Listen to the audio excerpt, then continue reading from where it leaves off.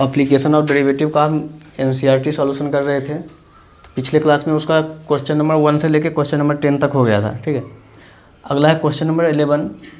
Question number 11 में दे रखा है ए particle moves along the curve 6y = x³ + 2, यानी एक पार्टिकल्स है वो कर्व 6y = x³ + 2 के डायरेक्शन में मूव कर रहा है। ठीक है, तो find the points on the curve, इस कर्व के ऊपर पॉइंट फाइंड करना है। ठीक है, find the points on the curve, यानी ऑन द कर्व का मतलब क्या हुआ, इस कर्व के ऊपर पॉइंट फाइंड करेंगे। तो इस कर्व के ऊपर है या नहीं है उसको पता करने के लिए हम क्या करेंगे, जो पॉइंट हमें मिलेगा उसको इसमें सेटिस्फाई करके देख लेंगे।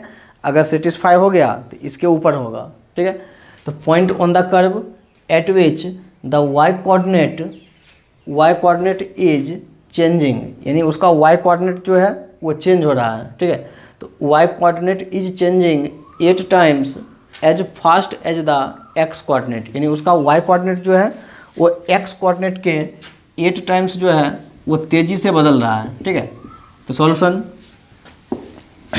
The given curve 6y = x³ + 2, equation first, ये कर्व हमें गिवन है। ठीक है, अकॉर्डिंग टू क्वेश्चन में कंडीशन दे रखा है। जो कंडीशन क्या दे रखा है, द y कोऑर्डिनेट, यानी कि कोऑर्डिनेट क्या होता है, एक x कोऑर्डिनेट दूसरा y कोऑर्डिनेट, x कोऑर्डिनेट और y कोऑर्डिनेट। तो the y coordinate is changing का मतलब यानी कि y कोऑर्डिनेट बदल रहा है। तो बदलेगा तो क्या होगा, dy/dt, क्योंकि कर्व पे कोई भी मान के चलो ये जो 6y = x³ + 2 है, मान चलो उसका ये कर्व हुआ, तो यहाँ पे कोई भी पार्टिकल रखा हुआ है, तो ये पार्टिकल जब यानी कि यहाँ से जब मूव करेगा तो मूव करने में क्या होगा, इसको अगर यहाँ से ये चलना शुरू करेगा तो इस कर्व के जिस डायरेक्शन में जा रहा है उससे चलते चलते अगर उसको इस पॉइंट तक पहुँचना है तो यहाँ से चलना शुरू किया तो इस पॉइंट तक पहुँचने में क्या होगा, कुछ ना कुछ टाइम लगेगा। यानी कि ये जो कर्व जो है इस पर जो पार्टिकल्स जो मूव करेगा वो टाइम के रिस्पेक्ट में चेंज होगा।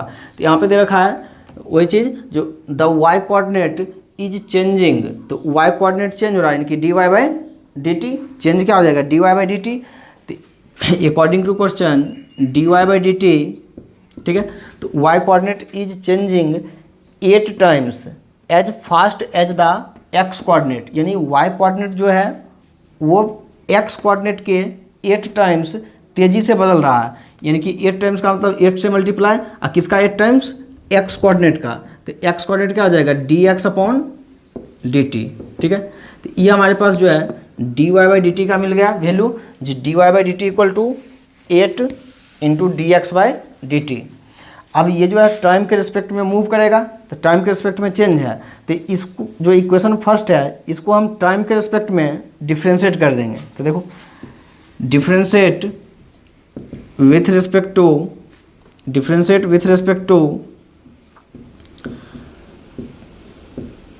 t, इसको हम t के रिस्पेक्ट में डिफ्रेंशिएट करेंगे। ये जाएगा 6 dy/dt, y का डिफ्रेंशिएशन dy/dt = x³, तो x³ का डिफ्रेंशिएशन 3x², x³ पहले पावर का किए 3x², अब x का करेंगे तो x का हो जाएगा t के रिस्पेक्ट में dx/dt, अब प्लस 2 का डिफ्रेंशिएशन 0। तो जो इक्वेशन फर्स्ट था इसको हम x के रिस्पेक्ट में differentiate with respect to x in equation first को हम x के रिस्पेक्ट में डिफ्रेंशिएट कर दिए। तो y का हो गया dy/dt और x³ का 3x², फिर x का हो गया dx/dt। अब यहाँ से हम क्या करेंगे, ये जो dy/dt है इसका वैल्यू पता है, dy/dt जो है इसका वैल्यू हमें दे रखा है 8 dx/dt। ये जाएगा 6 × 8 dx/dt। ठीक है, dy/dt का वैल्यू हम रख दिए 8 dx/dt = 3x² dx/dt।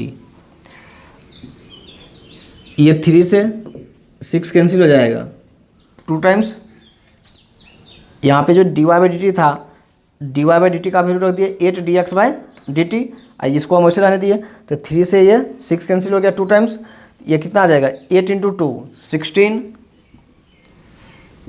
dx/dt equal to x square d x upon d T.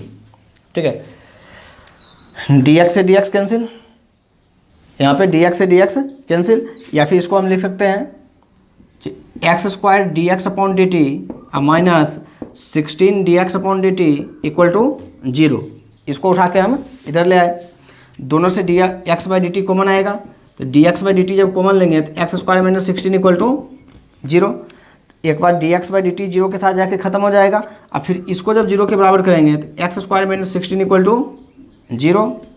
यहाँ से x square equal to 16, x equal to plus minus 4। ठीक है, तो x का वैल्यू आ गया प्लस माइनस 4। अब x का वैल्यू प्लस माइनस 4 जो है इक्वेशन फर्स्ट में पुट कर देंगे, put x equal to 4 in equation first, तो जगह 6y इक्वल टू 4 का क्यूब प्लस 2, तो 6y इक्वल टू 4 का क्यूब 64 और प्लस 2, तो 6y इक्वल टू 66। अब इसको कैंसिल कर देंगे, 2 टाइम्स में आ जाएगा 3, ये 6 से ये पूरा का पूरा कैंसिल हो जाएगा, कितने बार में 11 टाइम्स, तो हो जाएगा y इक्वल टू 11। तो देयरफॉर हमें पॉइंट फाइंड करना था, तो पॉइंट क्या होता है, यानी कि पॉइंट ऐसे लिखा आता है x कोमा y के फॉर्म में, तो यहाँ पे जब पॉइंट लिखेंगे तो वो क्या हो जाएगा 4 और कोमा 11, यानी x कोऑर्डिनेट 4 y कोऑर्डिनेट 11। ये तो एक पॉइंट मिला, दूसरा पॉइंट और होगा, put x equal to -4 in equation first. अब इक्वेशन फर्स्ट में x का वैल्यू -4 रखेंगे इक्वेशन फर्स्ट में, तो 6y इक्वल टू माइनस का 64 प्लस 2, तो जाएगा 6y इक्वल टू माइनस का 62, y इक्वल टू माइनस 62/6, ये जगह 3 और ये जगह 31, y इक्वल टू माइनस 31/3। तो देयरफॉर दूसरा पॉइंट हो जाएगा x का वैल्यू -4 और y का वैल्यू -31/3। ठीक है, हमें बोला था इस कर्व के ऊपर पॉइंट फाइंड करना था, तो वो पॉइंट हो गया 4,11 अब -4, -31/3। ठीक है, जो पॉइंट जो होगा इस कर्व के ऊपर होगा, क्योंकि इस कर्व जो पॉइंट आया है उसको उठा के कर्व में रख देंगे। कर्व जो था उसमें x के जगह पे x का वैल्यू, y के जगह पे y का वैल्यू, तो वो पूरे कर्व को सेटिस्फाई कर लेगा। इन सॉल्व करने पे LHS बराबर RHS आ जाएगा।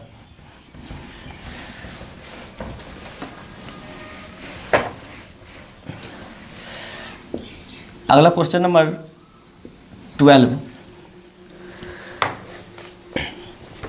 देखो क्वेश्चन नंबर 12 में देखा है the radius of an air bubble. ठीक है, एयर का बबल है, the radius of an air bubble is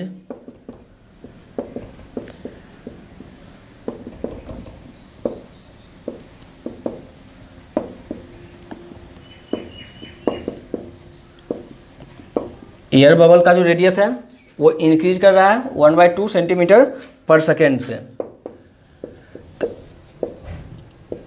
at what rate is the volume, at what rate is the volume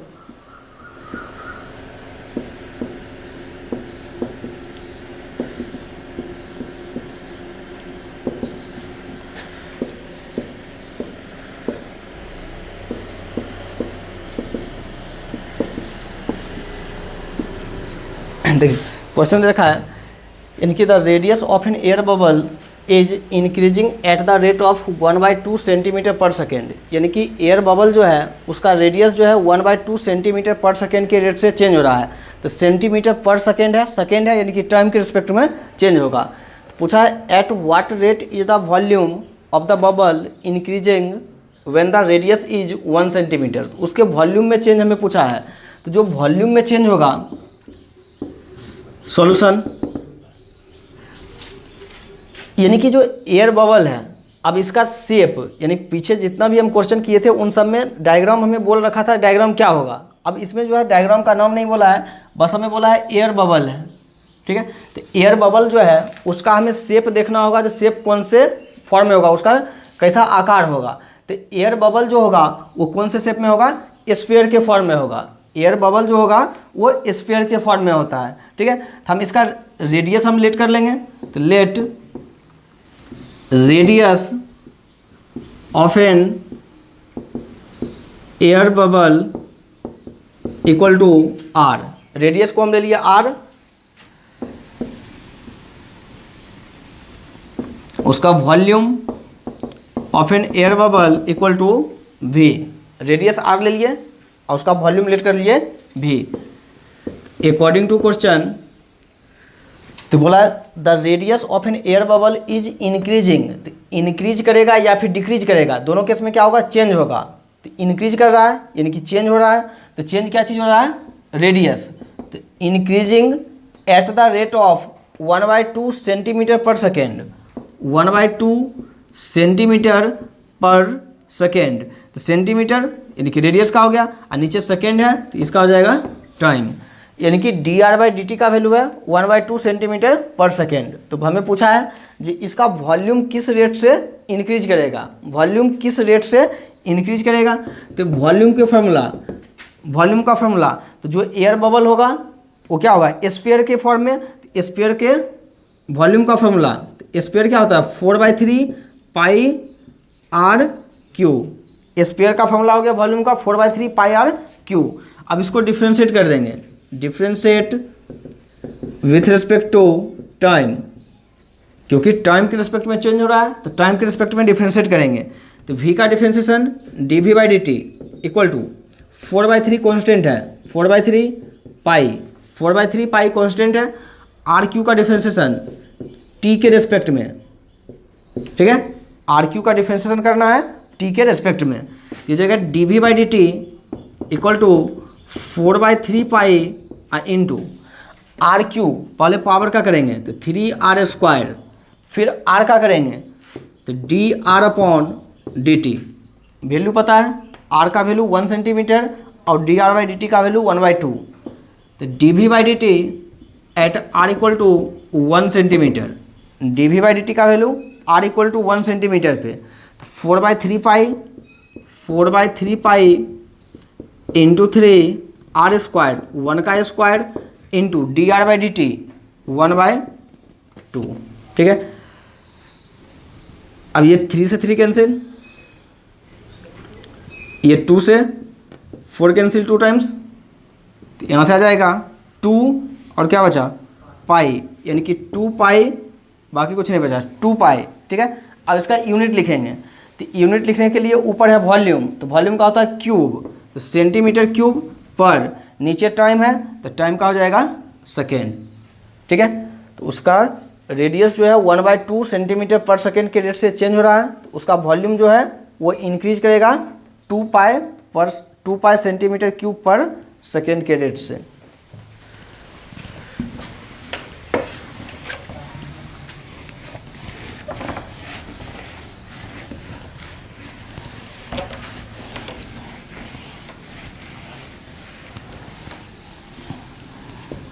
अगला क्वेश्चन नंबर 13।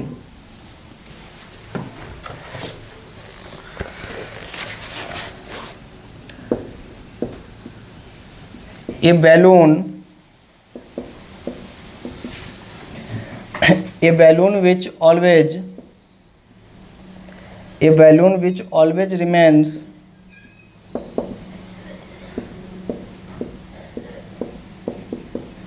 spherical, ठीक है।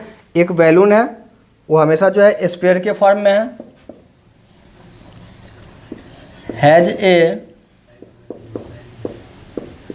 Variable diameter, has a variable diameter 3/2 into 2x + 1। उसका variable जो है diameter दे रखा है, diameter के बारे में बोला वेरिएबल है। वेरिएबल का मतलब क्या होगा, जिसका वैल्यू चेंज होगा, यानी वैल्यू जो होगा वो चेंज हो रहा है। तो 3/2 इंटू 2x + 1, तो बोला find the rate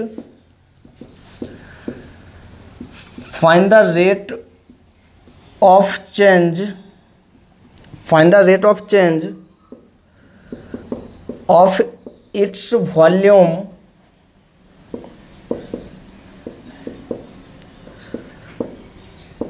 with respect to x, ये क्वेश्चन है, ठीक है। तो एक बैलून दे रखा है, तो बैलून का जो शेप होता है वो स्फीयर के फॉर्म में, बोला हैज ए वेरिएबल डायमीटर। तो वेरिएबल का मतलब क्या हुआ, जो चीज़ बदल रहा होगा, वेरिएबल का मतलब चेंज होना। तो variable diameter 3/2 × 2x + 1, find the rate of change of its volume with respect to x. तो वॉल्यूम में हमें चेंज निकालना है और एक्स के रिस्पेक्ट में बोला है, यहाँ पे हमें बोल दिया है जो विथ रिस्पेक्ट टू एक्स, यानी डिफ्रेंशिएट जो करना है वो एक्स के रिस्पेक्ट में डिफ्रेंशिएट करना है, ठीक है। तो let volume of a balloon, balloon का वॉल्यूम हम लेट कर लिए v है, radius equal to r। Balloon जो है, बैलून का वॉल्यूम लेट कर लिए v है और उसका रेडियस जो है वो r है, ठीक है। तो रेडियस r है। क्वेश्चन में हमें गिवन है इट इज,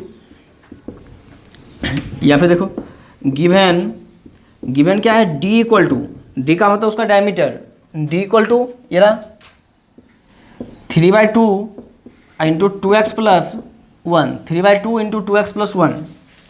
ये चीज़ जो है क्या है, वेरिएबल डायमीटर है, ये डायमीटर है, ठीक है। डायमीटर का आधा करेंगे तो त्रिज्या आएगा, यानी कि उसका रेडियस। तो डायमीटर को हाफ कर देंगे तो उसको आ जाएगा क्या चीज़, रेडियस। तो रेडियस हो जाएगा डायमीटर का हाफ। किसी चीज़ को आधा करने के लिए उसको 2 से डिवाइड करते हैं, तो 3/2 है, इसको 2 से डिवाइड करेंगे तो क्या हो जाएगा 3/4, क्योंकि 3/2 जो है ये पहले से था, इसका हाफ करेंगे तो उसमें 2 से और डिवाइड कर देंगे, तो 3/4 × 2x + 1, ठीक है। तो ये हो गया उसका रेडियस। तो डायमीटर दिया था, रेडियस निकाल लिए, ठीक है। अब उसके वॉल्यूम का formula v equal to, volume का फॉर्मूला कौन सा है, स्फीयर। स्फीयर का वॉल्यूम होता है 4/3 πr3, 4/3 πr3, ठीक है। तो ये हो गया 4/3 πr3। r का वैल्यू पता है 3/4 2x + 1, यहाँ पर रिप्लेस कर देंगे, तो जाएगा v equal to 4/3 pi into 4/3, देखो r3, r का वैल्यू ये रहा, क्या हो जाएगा 3/4 का क्यूब और इसके साथ वाले का भी क्यूब, 2x + 1 का क्यूब, क्योंकि क्या था r3, r का ये पूरा वैल्यू है उस पूरे का क्यूब। तो v इक्वल टू इस पूरे का क्यूब का मतलब 3 बार, यानी कि 4/3 pi into 3/4 into 3/4 into 3/4 into 2x + 1 का पावर 3, यानी पावर 3 था, 3 बार लिख दिए। ये 3 से 3 कैंसिल, 4 से 4 कैंसिल, तो v इक्वल टू 3 को 3 से मल्टीप्लाई 9π/16, 4 × 4 16 इंटू 2x + 1 का होल क्यूब। तो उस बैलून जो है उसका वॉल्यूम ये निकल के आ गया। अब इसमें चेंज निकालना है with respect to x, x के रिस्पेक्ट में। तो differentiate with respect to x. अब इसको एक्स के रिस्पेक्ट में डिफ्रेंशिएट करेंगे तो v का differentiation dv/dx equal to 9π/16 constant है, तो 9π/16 को ऐसे छोड़ देंगे इंटू इसको डिफ्रेंशिएट करना है, इस पूरे को x मान लिए तो x3, पावर को आगे लेंगे, पावर में से 1 कम कर देंगे, पावर को ऐसे लेंगे, पावर में से 1 कम कर दिए, पावर को ऐसे आगे लिए और पावर में से 1 कम कर दिए। अब इसका करना है, पावर का तो हो गया, अब इसके अंदर वाले का, तो 2x का हो जाएगा 2 और 1 का हो जाएगा 0, क्योंकि यहाँ पे डिफ्रेंशिएशन x के रिस्पेक्ट में है, इसलिए 2x का हो गया 2। अब ये 2 से 16 कैंसिल 8 टाइम्स, तो dv/dx equal to 9 × 3 27π/8 into 2x + 1 का होल स्क्वायर, ठीक है। क्वेश्चन में x का वैल्यू नहीं दे रखा है, जैसे हर जगह पे रेडियस दिया रहता था, यहाँ पे x का वैल्यू दिया हुआ नहीं है, इसको यहीं पे आंसर छोड़ देंगे, यानी उसका वॉल्यूम में जो चेंज होगा क्या होगा 27π/8 2x + 1 का होल स्क्वायर, ठीक है। तो अब यहाँ पे तो ये हमारे पास आ गया 27/8 इंटू 2x + 1 का होल स्क्वायर। तो रेडियस यहाँ पे x का वैल्यू नहीं दिया हुआ है तो आंसर को ऐसे ही छोड़ देंगे। अगर x का वैल्यू दिया रहता तो लास्ट में यहाँ पे x का वैल्यू पुट कर देंगे।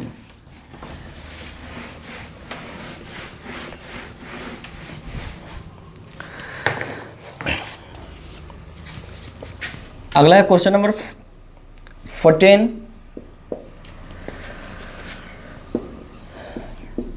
देखिए चैप्टर में जो भी क्वेश्चन रहेगा, क्वेश्चन में हमें बस डायग्राम को देखना है। जो डायग्राम हमें किस फॉर्म में दे रखा है, डायग्राम अगर हम देख लेंगे तो वहाँ से हमें वॉल्यूम वगैरह जो है वो 8-9 में हम पढ़ चुके हैं।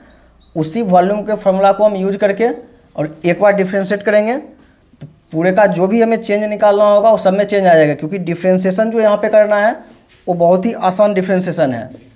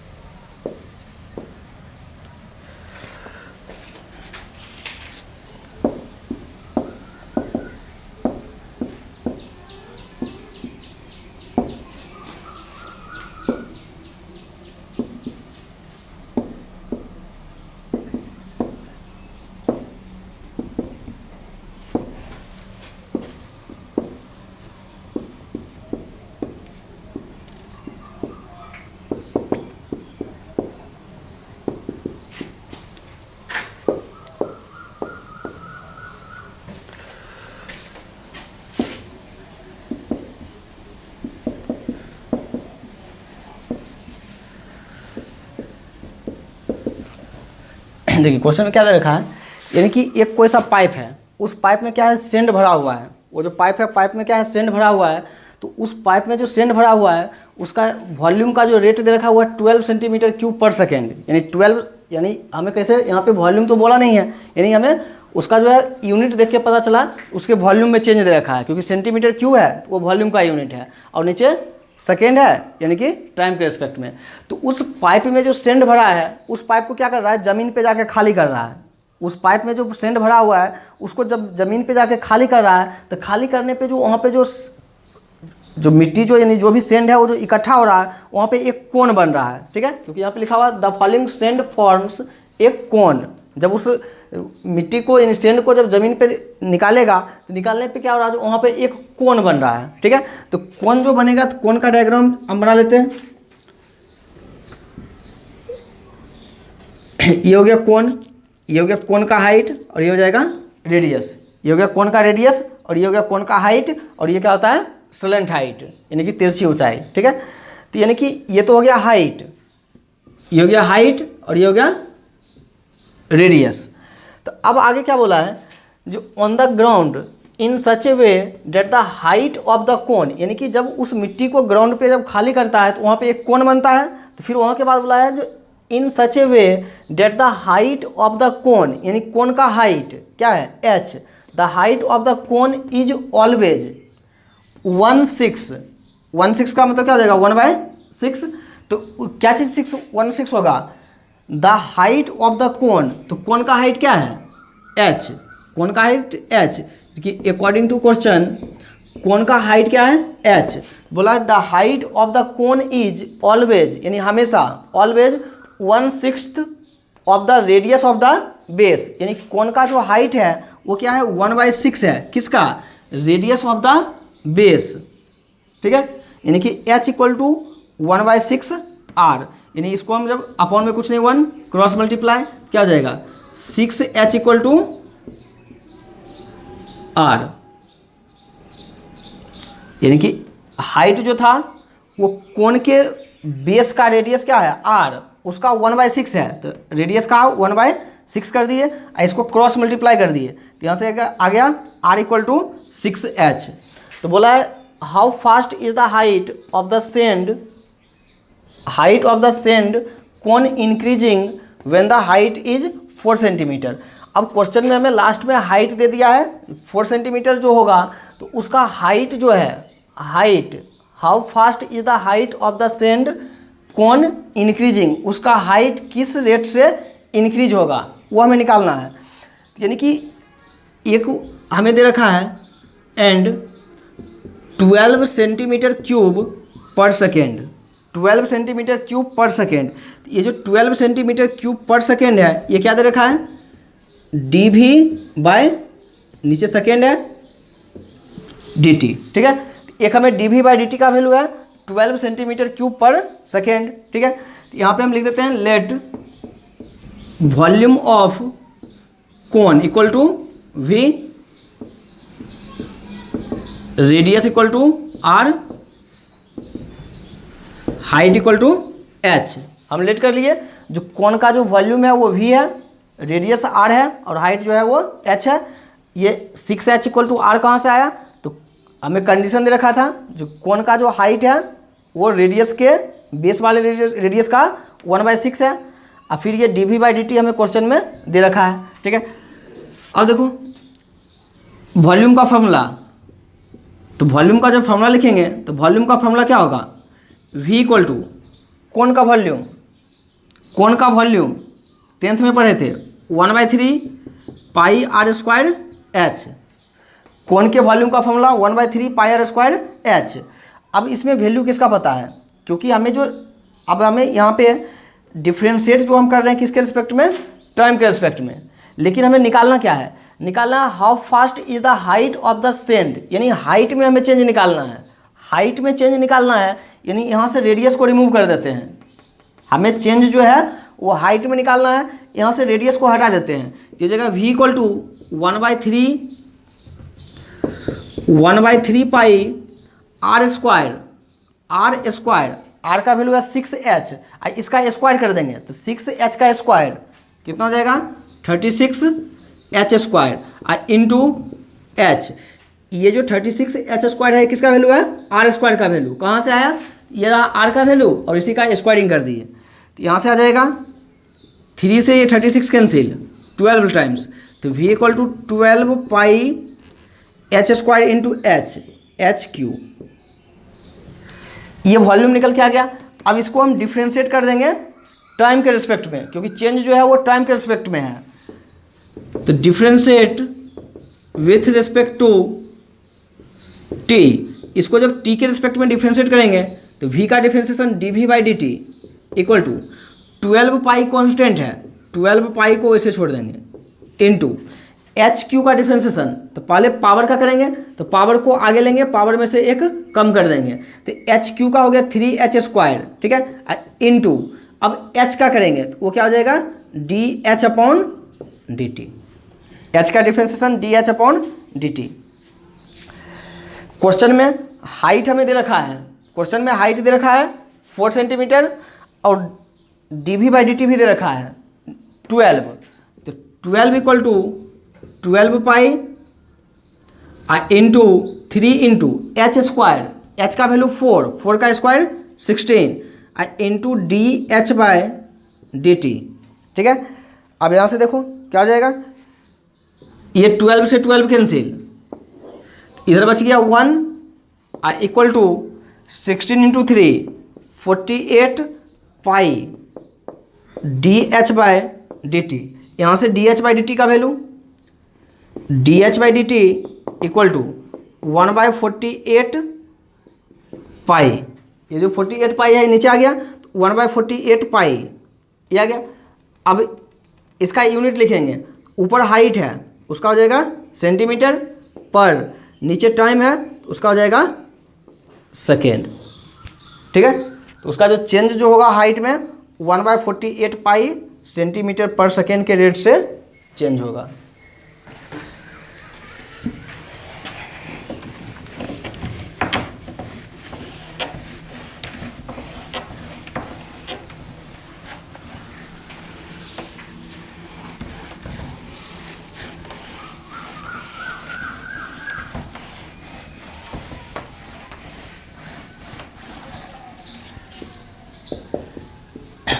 Question number 15।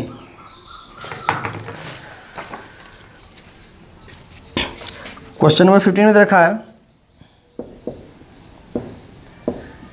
The total cost C of x, the total cost C of x in rupees associated with the production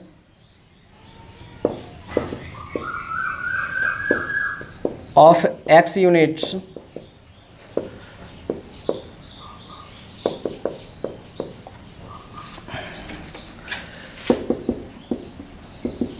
is given by C of x equal to 0.007 x cube minus 0.003 x square plus 15x plus 4000। ठीक है, ये दे रखा है total cost. तो बोला है find the marginal cost, find the marginal cost when 17 units are produced। ठीक है, तो ये क्वेश्चन हम कर चुके थे। उसमें जो था वहाँ पे क्या था, 2 यूनिट का निकालना था बस। वहाँ पे टोटल कॉस्ट का ये जो फंक्शन दे रखा है ये चेंज था, और यहाँ पे जो था यहाँ पे 17 यूनिट का निकालना है और वहाँ पे 2 यूनिट के लिए निकालना था। तो देखो सॉल्यूशन, यानी कि C of x total cost वो गिवन है 0.007 x cube minus 0.003 X square plus 15x plus 4000। ठीक है, तो हमें बोला फाइंड द मार्जिनल कॉस्ट। तो मार्जिनल कॉस्ट को हम उस दिन डिनोट किए थे MC। ठीक है, तो मार्जिनल कॉस्ट जो था वो क्या था, मार्जिनल कॉस्ट क्या था, चेंज टोटल कॉस्ट में चेंज था किसके रिस्पेक्ट में, आउटपुट के रिस्पेक्ट में। मार्जिनल कॉस्ट जो था, क्योंकि उस दिन जो क्वेश्चन किए थे क्वेश्चन में ही मार्जिनल कॉस्ट को डिफाइन कर दिया था। जब मार्जिनल कॉस्ट जो होता है वो क्या होता है, टोटल कॉस्ट में आउटपुट के रिस्पेक्ट में चेंज। तो यहाँ पे आउटपुट क्या है, आउटपुट यानी कि जो चीज़ हमें मिलेगा, तो क्या चीज़ मिलेगा, यहाँ से प्रोडक्शन हो रहा है तो प्रोडक्ट मिलेगा। कितना प्रोडक्ट मिल रहा है, एक्स प्रोडक्ट, यानी कि इसको हम क्या करेंगे, तो आउटपुट कौन हो गया एक्स, यानी कि और टोटल कॉस्ट हो गया ये। तो टोटल कॉस्ट को आउटपुट के रिस्पेक्ट में डिफ्रेंशिएट करेंगे, तो आउटपुट है एक्स, एक्स के रिस्पेक्ट में डिफ्रेंशिएट करेंगे तो MC यानी कि मार्जिनल कॉस्ट इक्वल टू क्या हो जाएगा, DC of x upon DX, यानी कि जो टोटल कॉस्ट है उसको x के रिस्पेक्ट में डिफ्रेंशिएट कर देंगे। तो MC इक्वल टू इसको डिफ्रेंशिएट करना है, कांस्टेंट को इसे रहने देंगे तो 0.007 एक्स क्यू का differentiation 3x square minus 0.003 X square का differentiation 2x plus 15x, 15 constant है और x का डिफ्रेंशिएशन 1 प्लस 4000 का डिफ्रेंशिएशन 0, ये कांस्टेंट है और इसको x के रिस्पेक्ट में डिफ्रेंशिएट किए 0 आ गया। तो मार्जिनल कॉस्ट देखो व्हेन x इक्वल टू कितना, x प्रोडक्शन कितना हुआ 17 यूनिट का, तो व्हेन x इक्वल टू 17 तो यह जाएगा 0.007 इंटू 3 इंटू एक्स स्क्वायर, तो 17 का square minus 0.003 into 2 into 17 plus 15। तो यहाँ से मार्जिनल कॉस्ट इक्वल टू इन सबको मल्टीप्लाई कर लेंगे, मल्टीप्लाई करने पे जो आएगा वही इसका मार्जिनल कॉस्ट आ जाएगा।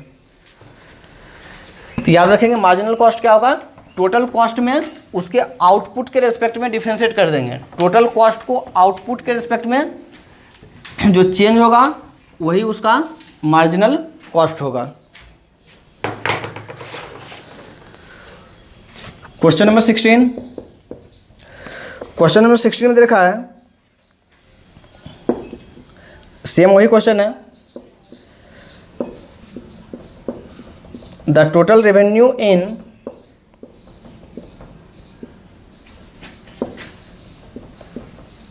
रुपीज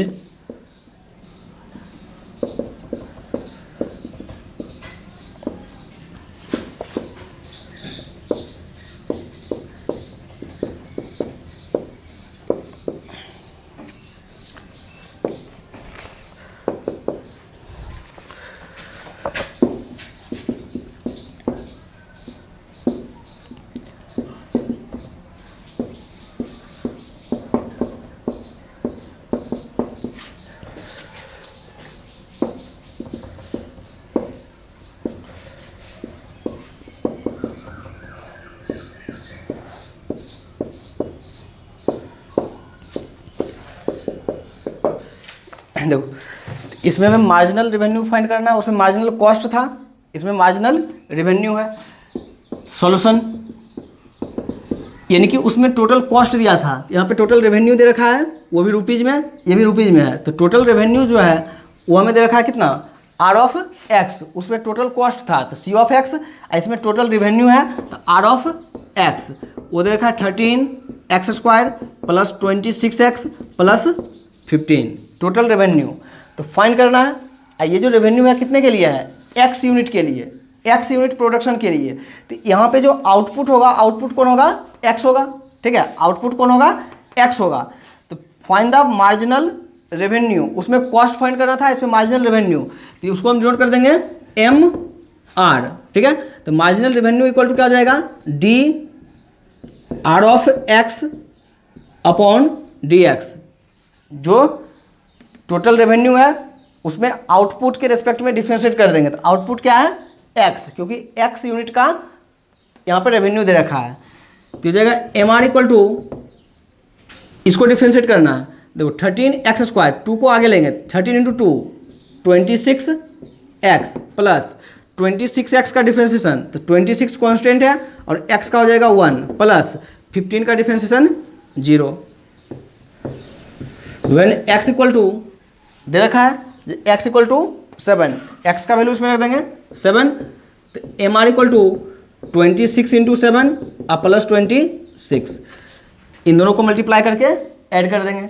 इसको इससे मल्टीप्लाई करेंगे तो 7 इंटू 6 42, ये आ गया 2, और 7 इंटू 2 ये हो गया 182, अब प्लस का 26, ठीक है, इन दोनों को ऐड कर देंगे, कितना हो जाएगा 6 प्लस 2 8, 8 प्लस 2 10, 1 प्लस 1 2, 208 फाइंड करना था, फाइंड द मार्जिनल रेवेन्यू, तो वो कितना आ गया 208। याद रखेंगे मार्जिनल कॉस्ट या मार्जिनल रेवेन्यू दोनों जो था वो क्या था, सेम ही चीज़ था, बस उसको आउटपुट के रिस्पेक्ट में डिफ्रेंशिएट कर देंगे। क्वेश्चन नंबर 17, क्वेश्चन नंबर 17 में देखा है the rate of change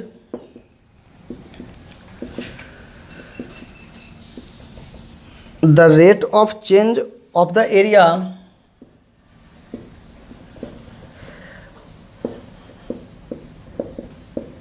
of a circle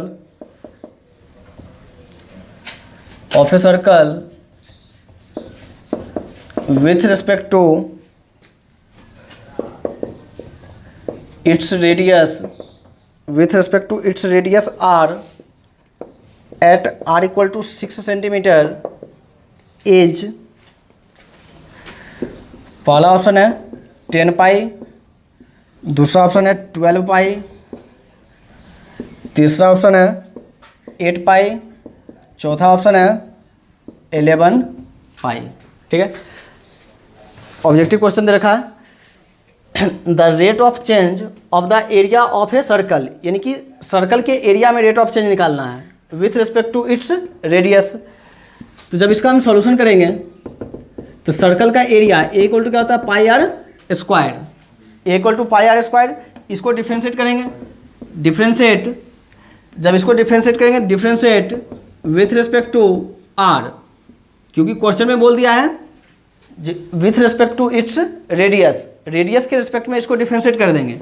तो D A by D R equal to pi constant है, आर स्क्वायर का हो जाएगा 2r और r का डिफ्रेंशिएशन 1, क्योंकि r का r के रेस्पेक्ट में 1, तो D A by D r at r equal to 6 centimetre, यहाँ पे r इक्वल टू 6 सेंटीमीटर। तो जब r का वैल्यू 6 रखेंगे तो पाई इंटू 6 इंटू 2 जो कि 12 पाई, इसका यूनिट लिख देंगे सेंटीमीटर स्क्वायर पर सेंटीमीटर, ऊपर एरिया है तो सेंटीमीटर स्क्वायर, नीचे रेडियस है तो सेंटीमीटर, तो ऑप्शन कौन सा आ जाएगा, बी, यानी कि 12 पाई।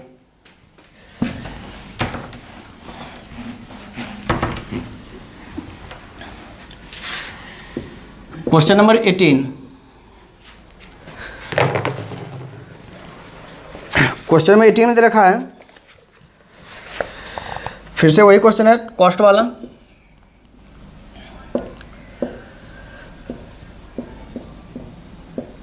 The total revenue in rupees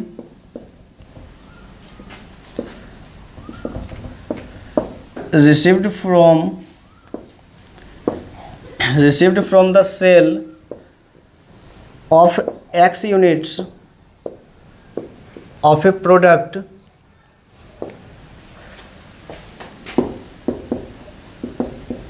is given by R of X equal to 3x square plus 36x plus 5.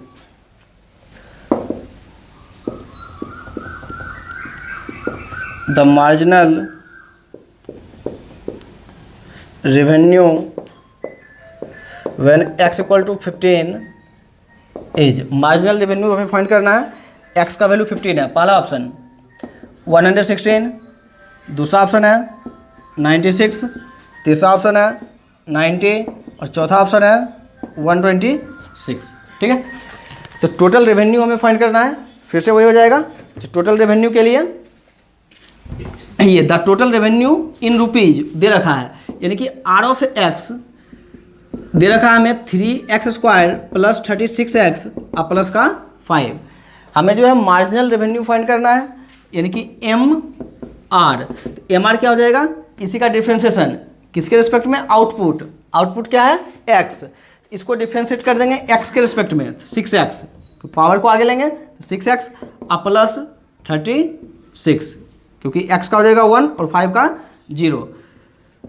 तो when x equal to 15, x का वैल्यू रख देंगे 15, तो यहाँ से m are equal to 6 into 15 और प्लस 36, तो ये जाएगा कितना 90 और प्लस 36 इक्वल टू 126, यानी कि ऑप्शन आ जाएगा डी। ठीक है, तो हो गया क्वेश्चन नंबर 18। तो हो गया ये एक्सरसाइज जो है 6.1 कंप्लीट हो गया।